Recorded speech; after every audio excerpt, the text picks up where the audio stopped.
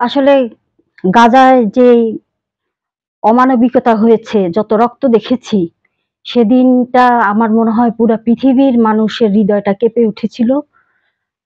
আমি অনেক এই শিশুদের মৃত্যু দেখে আমি চোখের পানি ধরে রাখতে পারি নাই। এবং গাজার যেই ধ্বংসযজ্ঞ, এটা কোনো সুস্থ মানুষের পক্ষে নেওয়া সম্ভব ছিল না।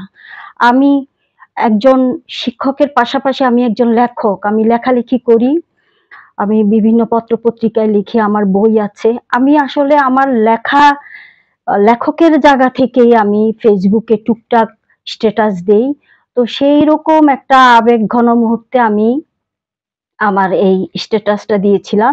স্ট্যাটাসটা আমি আসলে এই দৃষ্টিকোণ থেকে দিয়েছি যে ইসরায়েল হলো একটা পারমাণবিক শক্তিধর দেশ।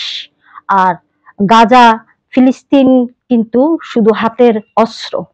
এখন এই অসম শক্তি, অসম যুদ্ধের পরিণতিটা তো ভালো হয় না। যদিও গাজার ইতিহাস সেই মুসা আলাহিস সালামেরও আগের থেকে পর্যায়ক্রমে যাই হোক না কেন, কিন্তু আজকের পৃথিবীতে যে পর্যায়ে এসে এই ফিলিস্তিনের রাজনীতিটা দাঁড়িয়েছে, সেখানে আমার মনে হয় যেন এই যে হামাস এবং ইসরায়েলের সাথে যে যুদ্ধটা, সেটা একটা অসম যুদ্ধ এবং যার নিষ্ঠুরতা, যার রক্তাক্ত এই পৃথিবীটা এই এই তৃতীয় বিশ্বযুদ্ধের পরে আমাদের এখনকার প্রজন্ম দেখে গেল। তো আমি অবশ্যই ফিলিস্তিনের মানুষের জন্য আমার হৃদয় এখনো কাঁদে। আমি সেই দৃষ্টিকোণ থেকে হামাসকে হামাসকে দায়ী করে আমার স্ট্যাটাসটা দিয়েছিলাম যে হামাসের এটা একটা পদ্ধতিগত ভুল ছিল, আর কিছু না। কিন্তু আমার এই স্ট্যাটাসটা আমার আমার ছাত্ররা বা যে কোনো ভাবেই হোক এটা ভাইরাল করে এবং তারা মুহূর্তে এটা ইচ্ছাকৃতভাবে বিভিন্ন গ্রুপে ভাইরাল করে। সেইখানে আমাকে অকথ্য ভাষায় আমাকে গালিগালাজ করে এবং আমার ফেসবুক মেসেঞ্জারে গালিগালাজ করে, আমার ফেসবুক আইডিতে রিপোর্ট করে। আমার হাজবেন্ডকে নিয়ে, যিনি ভিক্টোরিয়া কলেজ থেকে রাষ্ট্রবিজ্ঞানের প্রফেসর ছিলেন, সেখান থেকে রিটায়ারমেন্টে গিয়েছেন, ওনাকে সহ আমাকে সহ মানে অকথ্য ভাষায় গালিগালাজ করে। আমি যে এই স্টুডেন্টদের শিক্ষক ছিলাম, এটা আমি ভাবতেই পারি না। আমার মনে হয় আমার শিক্ষকতা জীবনের মানে এর চেয়ে আমার মনে হয়েছে যে মাটিটা ফাঁক হয়ে যাক, আমি সেখানে ঢুকে যাই। এত অপমান। হ্যাঁ, আমি তো আসলে ফেসবুকে ঢুকি নাই। সকালবেলা আমি ঘুম থেকে উঠার পরে আমি ফেসবুকে ঢুকার পরেই দেখি আমাকে নিয়ে স্ট্যাটাস।